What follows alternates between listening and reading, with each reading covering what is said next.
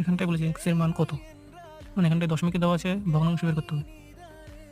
তাহলে এক্স 0.5808080, মানে এর পরিবর্তে আমরা লিখতে পারি 0.580, মানে 80 উপর বার, কারণ এখানে 80 কপি করা হয়েছে, পরপর বসানো হয়েছে, তাই 80 উপর বার থাকলে পারে এর মানটি হবে,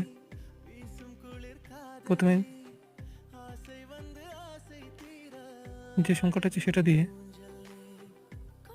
যার উপর বার নেই সেটাও মাইনাস করতে হবে, এবং যে দুটি সংখ্যার উপর বার আছে ততগুলি 9 বসাতে হবে, আর একটি সংখ্যার উপর বার নেই তার জন্য 0 বসাতে হবে। তাহলে উত্তরটি হবে 575/990।